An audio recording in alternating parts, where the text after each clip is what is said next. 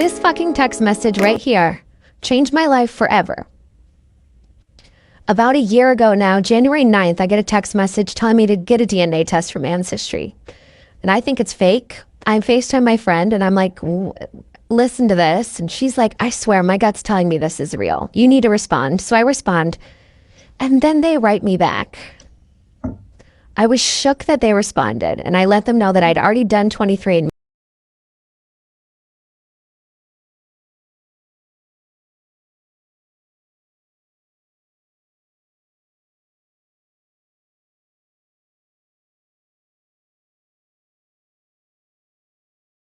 Me the year before because it was on sale and I was hoping I was going to find that I was like secretly exotic or related to royalty, but I'm just English and Irish like I thought I was. They even made a burner account on Facebook to message me and my husband saying I need to get a DNA test from Ancestry. They would not provide me with any sort of proof that this was real. And obviously I called my mom immediately saying, what the fuck? So a little backstory, my parents divorced when I was 9. I was very close with my mom and she always told me the story that like she was an alcoholic and my dad cheated. My dad was a cheater. So when I called her and she says, I know exactly what you're talking about. I had an affair. I almost fell off my fucking chair. She had an affair with a guy 10 years younger than her when she was in college. They went away for like a weekend or something and it was a one-time thing, but he even saw her on campus and said, is that mine? And she denied it.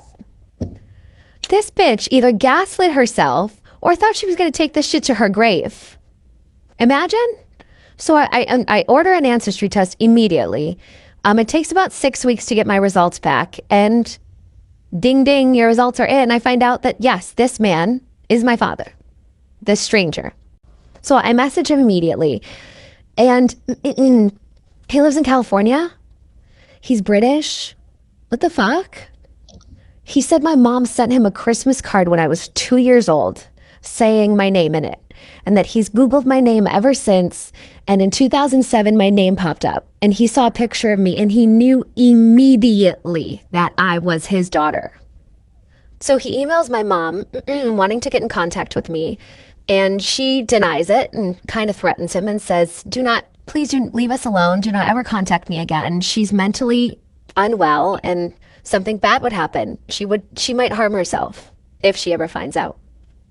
So what did he do? He followed me on social media my entire life. He watched me date my boyfriend, get married, have babies, everything, all from the outside, not able to know me. I'm telling you, this picture freaked me the fuck out. I have so much more. Let me know if you want a part 2. Contact us again. So 2007, right? He contacts my mom and she tells him to leave us alone and never contact us again. The following year, I moved to California. That's where I went to beauty school. He was actually living in Southern California at the same exact time. And he was able to see where I worked and where I went to school because, again, he followed me on social media. Which, like, I could throw out that. Like, to think of what he saw, like, was it Facebook? Was it MySpace? Like, I hope to fucking God it was not my Tumblr. Like, he drove past my work once. He even called, I guess, to hear my voice. He asked what time we closed or something. He was even going to come in for a haircut, but his wife talked him out of it. She was convinced that I would recognize him, but I swear I wouldn't have because never did I ever in a million years suspect this. I have 2 older sisters from my mom's first marriage who would say that my dad loved me more than them because I was his biological daughter. So growing up, it wasn't really weird that I didn't look much like anybody because my 2 sisters are from my mom's first marriage. And if anybody ever commented on like my eyebrows or like my nose, my mom would say it was all from her. Or she would bank on the fact that the man who raised me, his whole family was dead. So she said I must look like somebody on his side. What else can I tell you? Oh, that I have 2 little sisters. I say little, like one of them's 2 years older than my son. If he was going to have a boy, he was going to name his son my son's name. And for both of his daughters' names, he had my daughter's name on both of their lists. And both of his daughters' names were on my list for a baby girl. He's a marine biologist, and before I decided to go to beauty school, I toured a school for marine biology. So from 2007 on, he did nothing but watch me through social media go throughout my life. Nothing happened until January this year when I got that message on Facebook. Maybe you're wondering who sent this text message. Well, that's a whole nother story, because it was actually, I think, his brother's son who has a similar story to me. Like, found out later in life that that man was his biological father and didn't want me to go through that. I mean, too late, but I guess he just wanted me to know the truth. So unfortunately, this did sever my family, and it did destroy the relationship between me and my mom. There's a lot more that goes into this, but you can imagine that a secret of this magnitude requires a lot of lying and betrayal and manipulation to keep it up for this long. Cutting my mom off is one of the hardest things I've ever done. Never would I have ever expected it. We were like this growing up. I used to tell people she was my soulmate. And yes, I actually did meet him. I got back 2 weeks ago from California, so I'll do a separate video on that. Let me begin by apologizing for my stupid use of the word exotic in my last video. I did not mean it in a bad way, but people in my comments kind of educated me, and I will not be using it like that again. Also, my mom was not 18 dating an 8-year-old in college. She went back to school for teaching. She was 35, he was 25. Still a crazy gap, but it was like a one-time thing, drunk, but whatever.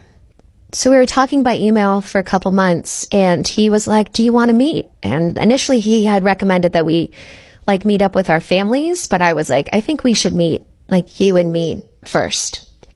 Coming from a broken family, there's this hole inside of me, I guess, was hoping that he was going to fix me. And I really tried to go into it with an open mind and low expectations, but I am me. So I imagined how I would greet my long lost child of you are so beautiful. Let me look at your face. And he was not like that. I felt sort of insecure, and there was not a lot of eye contact.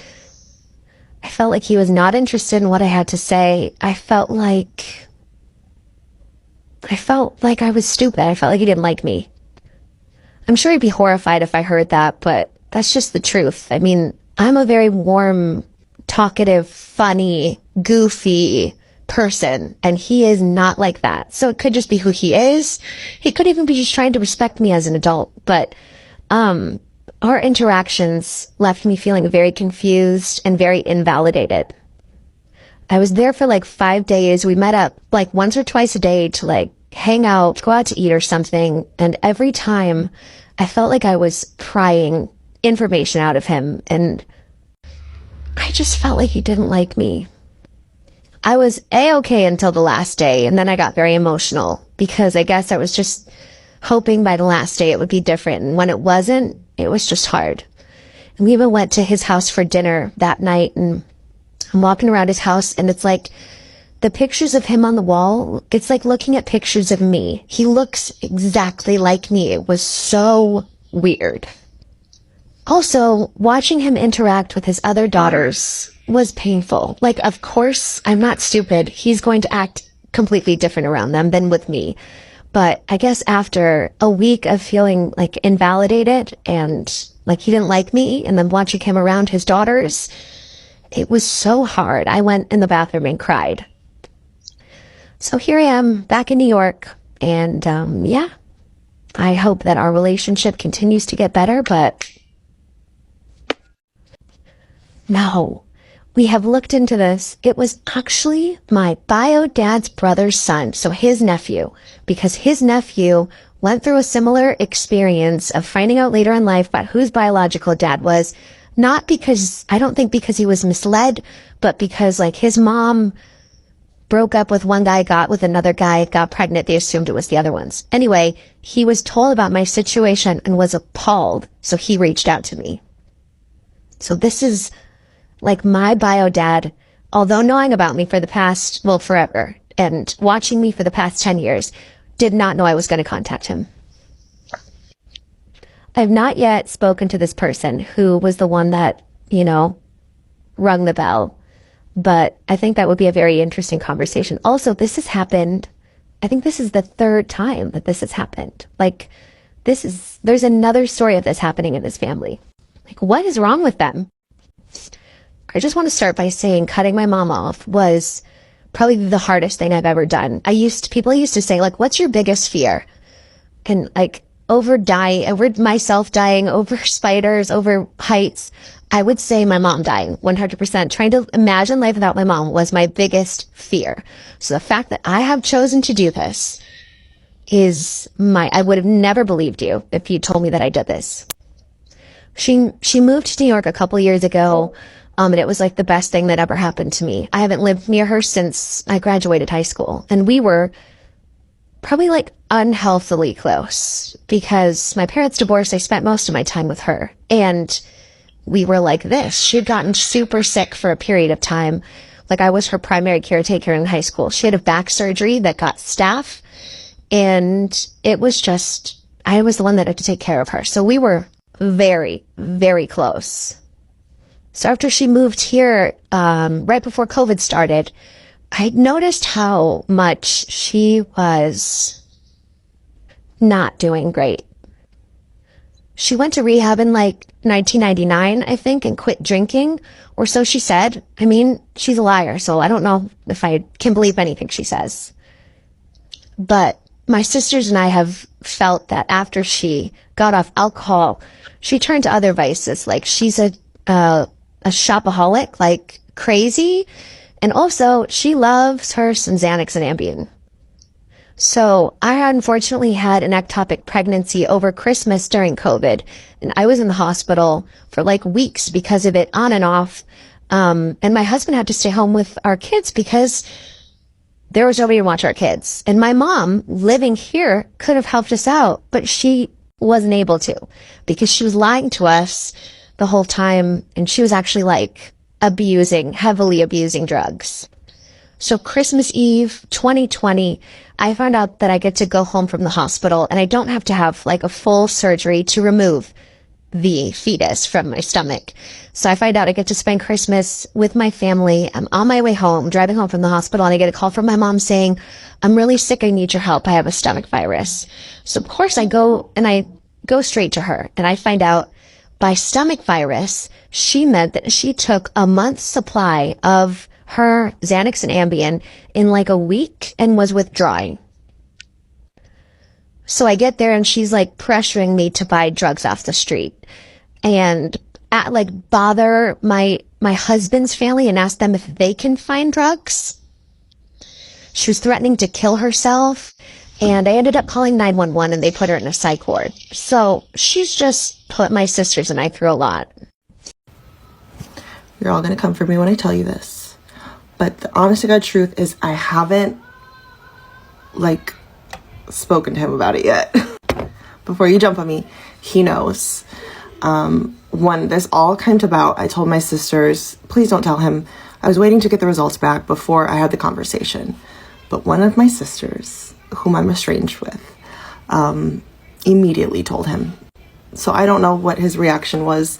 I can only imagine he was just as devastated as me. But then there's also the fact, between him and I, not a lot changes. That's still my dad. I'm still his daughter. My kids are still his grandkids. He FaceTimes my son every day. My son's named after him. I have his signature on the back of my neck. That's my dad. I will, okay? I will. I'm just taking it at my own pace. I just feel like I have two dads now, which is a good thing. The more the merrier. I'm being so serious when I tell you every single time I see that picture, that side by side, it takes my breath away. It's like my twin. And I remember while I was waiting for the result of my DNA test, I asked my mom, well, do I look more like this man than I do dad? And she said a little. And that's so funny because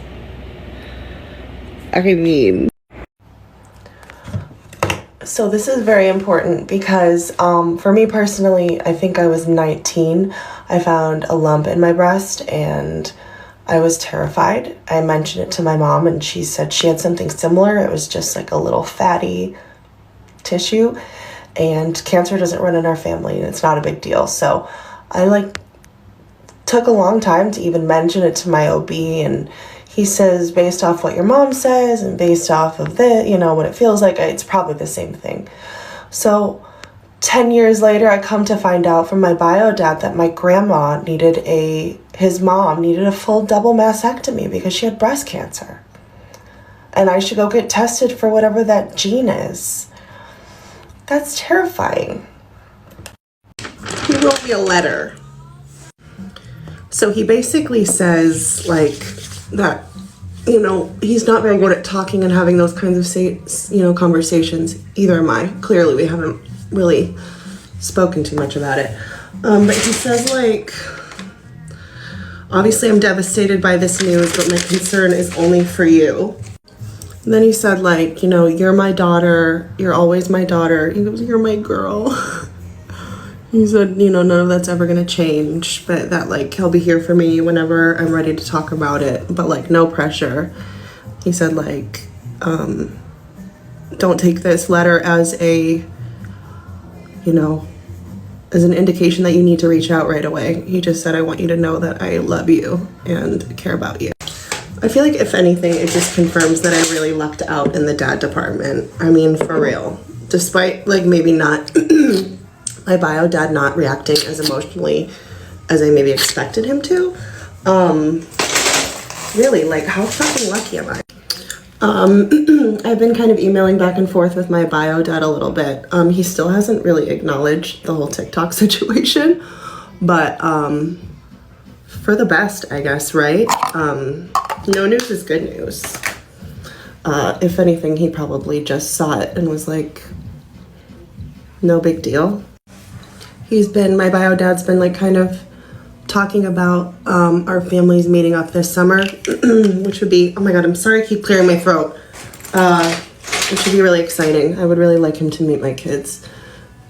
And I'd really like my husband to meet him and all that kind of stuff. So that would be ideal, but we'll see what happens.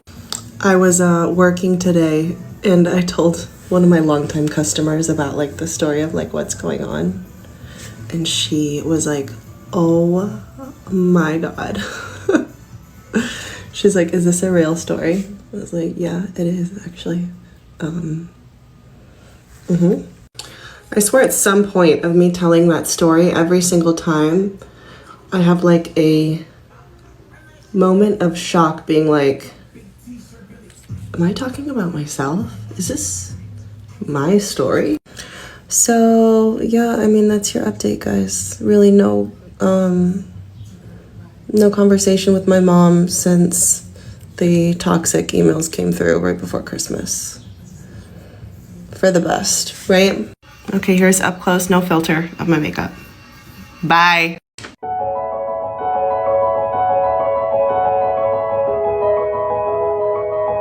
If I were a boy,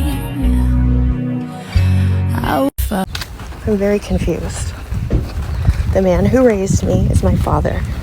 I named my son after him. That's my dad. I have his signature on the back of my neck. The man who contributed to my DNA is my bio dad. He was a stranger. I didn't even know he existed until 1 year ago. That's a stranger. He's from a different country. I'm spiraling right now. Clearly. I texted my dad today, my bio dad, kind of clarifying some information. And, I find out that he really didn't consent to having a child at all, and it was all done by manipulation. My mom wanted another baby and told him she just did what it took to have another baby. It's just I feel so guilty, He didn't ask to have a child. I can't imagine what it would be like to not consent to that. It's imagine all of a sudden questioning if you should even exist. like almost wishing you didn't for the better of him. But my sister says, so what? You found out you have a different dad. So fucking what? It's not that big of a deal. It's kind of a big deal. It's kind of a big deal. Like, I'm not a puppy. You want a baby? Go get IVF. You don't go lie to people. You don't go pick one out at the store. Like, and then lie and never tell somebody. It's just so inconsiderate. And I'm so disappointed and embarrassed to be the product of somebody so inconsiderate. I'm embarrassed. I'm just starting to feel like this man owes me nothing. And no matter how close or not close he is to me, it doesn't matter because he genuinely doesn't owe me anything. You know, if he never talks to me again, he doesn't have to, because he literally didn't want me to exist. Not didn't want to, just didn't consent to me existing, you know. Let me just clarify. Ultimately what happened was that my mom wanted another baby. She was unable to have a baby with my dad who raised me, and manipulated somebody into doing the act and lied to them about being on birth control in order to have the baby. And it was successful. So here I am, and I'm gonna be okay. Everything's okay. You know what I mean? Ultimately, everything happened. It's over now. I'm already here. But yeah, I'm like kind of going through the emotions of finding out that you have a different dad at 32. You are so right, Jacqueline. How dare we hold narcissists accountable for their actions? How dare I judge her for lying to me my whole life? My dad my whole life. My bio dad my whole life. My entire family our whole lives, right? Probably shouldn't judge her for buying me the 3-day juice cleanse when I was 9, or taking me to Weight Watchers when I was 13. Who cares that she almost slept through my wedding and the birth of my second child? Who cares that when I was in the hospital dying from an ectopic pregnancy, I'm calling her, begging her to help me with my kids, and she tells me, I can't, I'm too sick. Come to find out, she had taken her prescription of Xanax, like in 1 week as opposed to a month, and was withdrawing and could die. So I got to leave the hospital Christmas Eve night to go spend Christmas with my kids. I was so excited, but instead I had to drive to my mom's house and call 911 to have them pick her up and take her to a psych ward because she was withdrawing, because she was addicted to just everything. These comments always come from people that look like Jacqueline. You know what I mean? Like guilty moms who don't like seeing their kids get upset that they were treated improperly. Last thing, I am also a mother, and I would never dream of doing to my children what was done to me. And every single day, I actively make choices to hopefully not send my children down the same path that I was sent on. I'm going to be in this spot. I'm going to be struggling with these things until I die. Right. Who'd you get your looks from? Stunning face. I mean, Thank you. I look just like my mommy. Really? Yeah. And what does she do? I remember you from Instagram. How are things going? I'm all right. My kids are in school, just trying to work as much as possible. The holidays are coming up. The holidays are obviously painful because I went from having like a family to no longer having a family. I laugh so I don't cry. But yeah, I'm no contact with my mom and my sister at this time. I have to protect my peace. They're not healthy. I can't deal with it. It's nothing but drama. It's nothing but drama. That's all I'm gonna say. All I'm gonna say is someone came after me on social media that had no business coming after me on social media, that was sent by a member of my own family. I just am oh my God, please do not. I am just continuing to be treated as though I'm the villain in the story, and I just really don't understand. I'm not perfect, but like I'm pretty sure I'm the victim in this story. So I did meet his family about a year ago. It's like exactly a year ago. I went to California. My best friend came out with me. She stayed at the Airbnb for like emotional support. It was like fun while being like traumatic, to be fair. I'm a hairstylist. I meet and have conversations with new people all the time. It was like having a conversation with a rock. That's very mean. I felt like it was very difficult to have a conversation with him. And afterwards, when I kind of spoke to him about it, he was like, I was trying not to judge you. I don't know what that means. I'm like, why? I'm incredibly insecure, so obviously I take it as there's something wrong with me. He doesn't like me. He's disappointed. Yada, yada, yada. But, I kind of like went through that process of like grieving like what I was hoping that meeting him would be like. And now I'm kind of like his loss a little bit. I'm like that a little bit, and then a lot of me is like, no, but like it is what it is, right? Like, what am I supposed to do?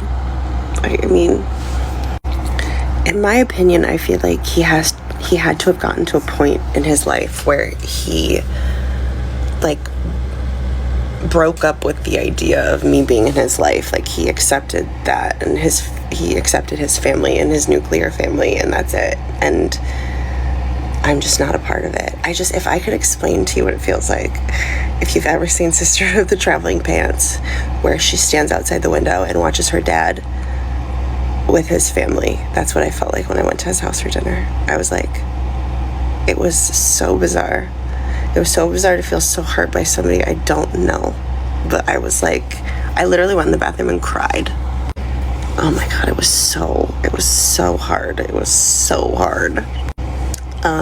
My family and I plan on meeting his family at a cottage in Canada next summer. That's the plan. But we'll see. I can't even imagine how I will feel in that instance when not only am I being judged for who I am, but like as a mother, my children being judged.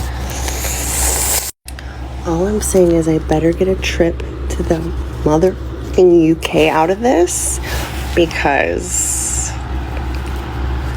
I must. I don't know if he'll be able to bring me back to the States, though. I'm not gonna lie. Anyway, I hope you're well, and thank you for finding me on TikTok.